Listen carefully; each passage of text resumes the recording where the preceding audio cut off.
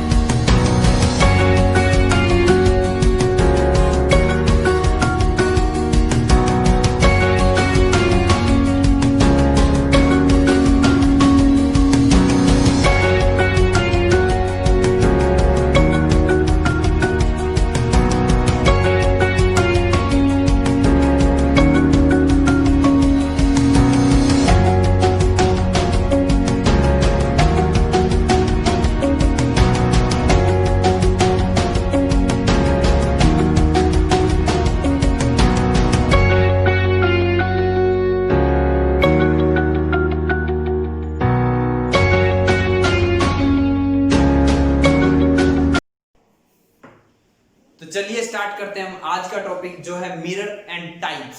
सो mirror दो type का होता है, one is plane mirror and second is spherical mirror. Spherical mirror को कभी कभी हम कर्व्ड मिरर भी बोल सकते हैं। ये जो स्फेरिकल या कर्व्ड मिरर है ये फर्दर दो टाइप का होता है, that is concave and convex. और आज की इस वीडियो में हम सिर्फ इस प्लेन मिरर को ही कंप्लीट डिस्कस करेंगे, ठीक है। बाकी कोई और मिरर हम यहाँ पे डिस्कस नहीं करने वाले हैं। फर्स्ट ऑफ ऑल हम सिर्फ प्लेन मिरर को डिस्कस करेंगे।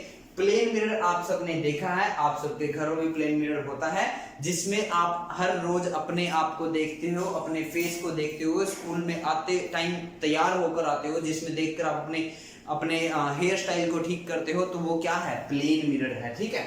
तो प्लेन मिरर के बारे में यहाँ पे कुछ फैक्ट्स लिखे हुए हैं, कुछ यूजेस लिखे हुए हैं, कुछ बातें बताई गई हैं। उनमें से शायद कुछ आपको अभी समझ में नहीं आएंगी, लेकिन हाँ ये जैसे जैसे चैप्टर आगे प्रोसीड होगा वो आपके समझ में आनी स्टार्ट हो जाएंगी। सो फर्स्ट जो पॉइंट है, सबसे मेन पॉइंट है वो है it is also known as looking glass. सबसे मेन पर्पस क्या होता है प्लेन मिरर का? सबसे मेन पर्पस यही होता है कि ये सबके घरों में होता है और इसमें सब हर एक पर्सन अपने फेस को इसके अंदर देखता है। तो सबसे सिंपली हम इसको लुकिंग ग्लास बोलते हैं, ठीक है। ये कोई इंपॉर्टेंट नहीं है for paper point of view से, ठीक है। ये कोई नॉलेज के हिसाब से इंपॉर्टेंट नहीं है, लुकिंग ग्लास से सब जानते हैं, नॉर्मल है। नेक्स्ट आता है सबसे important, it's focal length is infinite. Infinite तो आप समझते होंगे बहुत बड़ी, इतनी बड़ी कि हम उसको कैलकुलेट नहीं कर सकते। फोकल लेंथ को हम कैलकुलेट नहीं कर सकते। आप कहोगे सर ये फोकल लेंथ क्या है? तो फोकल लेंथ अभी आपको समझ में आएगा ही नहीं। फोकल लेंथ आपको तब समझ में आएगा जब आप कॉनकेव और कन्वेक्स मिरर पढ़ चुके होंगे, ठीक है। समझ में बात? तो अभी हाल फिलहाल के लिए आप सस्पेंस में रहो, ठीक है। फोकल लेंथ क्या होता है, ठीक है, अभी आप सोचते रहो जितना सोच सकते हो, ठीक है, नो प्रॉब्लम। लेकिन मैं आपको गारंटी दे रहा हूं कि जब हम कॉनकेव और कन्वेक्स मिरर पढ़ेंगे तो आपको समझ में आ जाएगा, ठीक है। प्लेन मिरर समझते हो, प्लेन सीधा, ठीक है, सीधा समझते हो, ठीक है। और जो कोई चीज सीधी होगी क्या उसका रेडियस कितना होगा? उसका रेडियस कितना होगा? इनफाइनाइट। समझ में आया? एक सर्कुलर चीज है, उसका रेडियस आप बता दोगे ना कितना है, चाहे सर्कल कितना ही बड़ा हो, सर्कल कंप्लीट होना चाहिए, ठीक है। लेकिन एक लाइन सीधी है, देखो ये एक ऐसे लाइन खींच दी मैंने, आप इसका रेडियस बता दोगे ना, इस सर्कल को कंप्लीट करके मैंने ये ऐसे खींच दिया, इसका भी रेडियस आप बता दोगे। लेकिन मैं ऐसे अगर स्ट्रेट लाइन खींच दूं उसका रेडियस कितना होगा? उसका रेडियस तो इनफाइनाइट होगा। समझने बात? तो रेडियस ऑफ कर्वेचर, रेडियस को ही बोलते हैं, अभी के लिए आप समझ लो, क्योंकि प्लेन मिरर है, सीधा मिरर है, सर्कुलर तो है नहीं, सर्कुलर नहीं है, तो उसका जो रेडियस ऑफ कर्वेचर है वो भी कितना होगा? इनफाइनाइट। इनफाइनाइट का मतलब बहुत ज्यादा। ये इनफाइनाइट का सिंबल होता है, बच्चे इसको 2 जीरो लिख देते हैं, डबल जीरो लिख देते हैं, डबल जीरो नहीं है, ये आपस में मिले हुए सिंबल है। ये किसका? इनफाइनाइट। इनफाइनाइट मतलब बहुत ज्यादा। तो रेडियस ऑफ कर्वेचर भी इनफाइनाइट होता है, और जो फोकल लेंथ होती है वो रेडियस ऑफ कर्वेचर की हाफ होती है।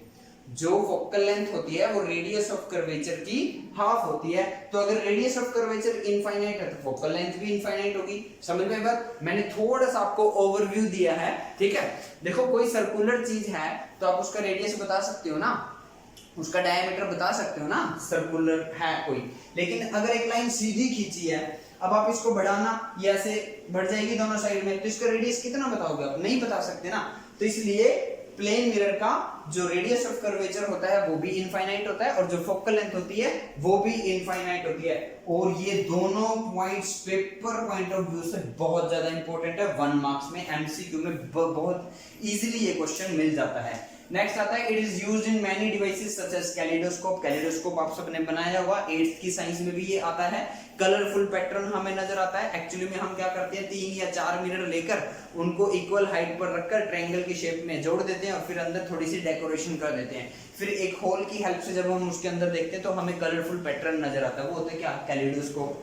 कैलिडोस्कोप नहीं लिखना चाहते आप और लिख सकते हो, ठीक है, in reflecting type telescope. Reflecting type telescope, इनमें भी ये इस्तेमाल होता है। और भी डिवाइसेस होंगे जिनमें ये लगा होता है, ठीक है। Reflecting type telescope, telescope astronomical bodies को देखने के काम आता है। दूर आसमान में जो बॉडीज होती है, मून, स्टार, ठीक है, सन वगैरह को देखने के लिए जो डिवाइस यूज होता है वो टेलीस्कोप होता है। तो रिफ्लेक्टिंग टाइप टेलीस्कोप में भी यूज होता है। बहुत होंगे और भी डिवाइसेस। नेक्स्ट आता है, it is used for decorative purposes in malls and shops. आपने कहीं शॉप्स में इसको लगे हुए देखा होगा, मॉल्स में लगे हुए देखा होगा, है ना, देखा है ना। क्यों लगाते हैं? जैसे ज्वेलरी की शॉप में जनरली ये लगा होता है, ठीक है, बार्बर की शॉप पे भी ये लगा मिलेगा आपको नॉर्मली प्लेन मिरर। उससे क्या होता है, उससे ये होता है कि उसका जो शॉप का जो एरिया है वो थोड़ा ज्यादा नजर आता है, उसके अंदर जो सामान है वो भी डबल नजर आता है। तो डेकोरेशन के तौर पे ये यूज होता है, ठीक है। It is used for decorative purposes. ये बहुत नॉर्मल सी बातें हैं, ये भी आपको याद रखने की जरूरत नहीं है, बट हाँ है तो मैंने बताया आपको। सबसे एक और इंपॉर्टेंट प्रॉपर्टी अब हमारे पास आती है, वो आती है नेचर ऑफ इमेज। देखो मिरर कोई भी हो, चाहे मिरर प्लेन मिरर हो, चाहे स्फेरिकल मिरर हो, स्फेरिकल में भी चाहे कॉनकेव हो, चाहे कॉन्वेक्स हो, इमेज तो वो बनाएगा। उसके सामने अगर कोई पर्सन खड़ा होगा तो उसे अपनी इमेज अंदर नजर आएगी। तो उस इमेज की नेचर होती है, इमेज की नेचर होती है। तो वो जो नेचर बनाता है वो वर्चुअल होती है, इरेक्ट होती है, सेम साइज होती है। अब इसमें से आप सेम साइज समझ लोगे कैसे? अगर एक 6 feet tall person plane mirror के सामने खड़ा होगा तो जो उसके अंदर इमेज बनेगी उसकी भी हाइट कितनी होगी? 6 फीट। आप सामने खड़े होंगे, जितनी आपकी हाइट होगी उतनी ही हाइट की इमेज अंदर बनेगी। समझ रहे बात? एक 4 फुट का पर्सन सामने खड़ा होगा प्लेन मिरर के, तो उसके अंदर जो इमेज बनेगी वो भी 4 फुट की होगी, मतलब सेम साइज होगा। इरेक्ट का मतलब सीधा होगा, सीधी इमेज बनेगी ना। आप उसके सामने खड़े होंगे तो आपकी जो अंदर इमेज बनेगी उसका सर ऊपर होगा, पैर नीचे होगा, ऐसा ही होता है ना। अगर आप उल्टे खड़े होंगे मतलब आप पैर नीचे करोगे और पैर ऊपर करोगे और सर नीचे करोगे, तो इमेज का भी क्या होगा? पैर ऊपर होंगे, सर नीचे होंगे। मींस जैसा पर्सन सामने होगा वैसा ही होगा। इरेक्ट का मतलब सीधी इमेज बनती है, उल्टी तो नहीं बनती। अगर आपके घर में प्लेन मिरर के सामने खड़े होकर आपकी इमेज उल्टी बनती है, मतलब आप उसके सामने सीधे खड़े होते हो और आपको इमेज अंदर उसके पैर ऊपर नजर आते हैं, सर नीचे, तो गड़बड़ है भाई, घर में भाग जाओ घर से, ठीक है, दिक्कत आपके घर में, ठीक है। समझ आ रही बात? तो इरेक्ट का मतलब समझ आया, सीधी इमेज बनाता है। सेम साइज मतलब जितनी हाइट का ऑब्जेक्ट खड़ा होगा उतनी ही हाइट की इमेज बनेगी। एक वर्ड है जो शायद आपको ना समझ में आई, वर्चुअल, ठीक है। वर्चुअल वर्ड क्या होता है कि इसमें जो रेज आपस में मिलती है, जब रेज आपस में कंबाइन होती हैं, बहुत सारी रेज आपस में कंबाइन होती है तब इमेज बनती है। अब ये रेज अगर सच में मिली तो रियल इमेज, और अगर हमें सिर्फ मिलती हुई नजर आई तो वर्चुअल इमेज। तो प्लेन मिरर के केस में ऐसा ही होता है, जो रेज होती हैं वो सच में नहीं मिलती हैं, हमें सिर्फ मिलती हुई नजर आती हैं, इसीलिए इसको क्या बोलते हैं, वर्चुअल इमेज। आई नो आपको समझ में नहीं आया होगा, बट जब ये डायग्राम के साथ हम करेंगे तब आपको ये समझ में आ जाएगा। ठीक है, देखो मैं थोड़ा सा बताने की कोशिश कर सकता हूं आपको। ये एक प्लेन मिरर रखा है और ये इसके सामने एक पर्सन खड़ा है। ठीक है, बात समझ नहीं? तो इस पर्सन की बॉडी के हर एक पार्ट से लाइट जाएगी। ठीक है, मान लो ये एक लाइट गई ऐसे, ठीक है, इस मिरर से स्ट्राइक होगी। अब मैंने बताया था मिरर जो है काफी शाइनिंग सरफेस होता है, तो उससे रिफ्लेक्ट होकर लाइट ऐसे आ जाएगी। आई बात समझने? एक रे यहां से गई, मान लो वो भी स्ट्राइक होकर यहां पर आ जाएगी, ऐसे समझ में आ रही बात? अब यहां दोनों रे मिल जाएंगी तो इमेज बाहर बननी चाहिए थी ना, आपकी साइड बननी चाहिए थी ना, लेकिन ऐसा तो नहीं होता। इमेज कहां बनती है? अंदर। तो हमें ऐसा लगता है कि जैसे ये दोनों रे यहां मिली होंगी, इसलिए ये कौन सी इमेज होती है? वर्चुअल इमेज होती है। बात समझ में आई आपको? रियल इमेज और वर्चुअल इमेज अभी आपको समझ में नहीं आएगा, ये प्रॉपर एक टॉपिक है आपका इसी चैप्टर में, तब आपको अच्छे से क्लियर होगा। बट फिलहाल आप वर्चुअल मीनिंग समझ लो कि रेज सच में नहीं मिलती है, हमें मिलती हुई नजर आती हैं, इसलिए वर्चुअल इमेज। अगर सच में मिलती तो रियल इमेज। तो ये बहुत इंपॉर्टेंट है, वर्चुअल इरेक्ट और सेम साइड होता है। नेक्स्ट आता है number of images formed by the two plane mirror placed at some angles to each other. आप कभी किसी शॉप में गए होंगे, आपने देखा होगा कि सामने वाली वॉल पे भी एक मिरर है और उसके बैक साइड पे वाली वॉल है जो उस पे भी मिरर है। आपको मिरर के अंदर फिर एक और इमेज, फिर उसके अंदर एक इमेज और, फिर उसके अंदर एक इमेज और नजर आती है। सुनिएगा, तो दो प्लेन मिरर रखे हुए हैं, उनके बीच में कुछ एंगल है, तो वो कितनी इमेज बनाएंगे? 5 बनाएंगे, 6 बनाएंगे, 10 बनाएंगे, 15 बनाएंगे, 20 बनाएंगे, कितनी इमेज वो बनाएंगे, उसका कैसे उसको कैलकुलेट करेंगे? तो ये मिरर है M1 प्लेन मिरर, ये मिरर है M2 दूसरा प्लेन मिरर, दोनों के बीच में एंगल है थीटा। ठीक है, तो आप कैसे कैलकुलेट करोगे? आप ऐसे कैलकुलेट करोगे, आपको क्या करना है, 360 को इस एंगल से डिवाइड कर देना जो उनके बीच में है। बात समझ में आई? अगर 360 बाय थीटा को डिवाइड करने से even आ गया, क्या आया? even। ठीक है, तो जो नंबर ऑफ इमेज आएगी वो even नंबर में से 1 माइनस करके आंसर आएगा। ठीक है, मैं अभी आपको एग्जांपल बताऊंगा। लेकिन अगर इसी 360 बाय थीटा को डिवाइड करने से अगर एक ओड नंबर आ गया, तो नंबर ऑफ इमेजेस जो आएंगी वो सेम आंसर आ जाएगा जो ओड नंबर था आपके पास। समझ में बात? देखो मैं एग्जांपल के साथ समझाता हूं, फिर आपको समझ में आएगा।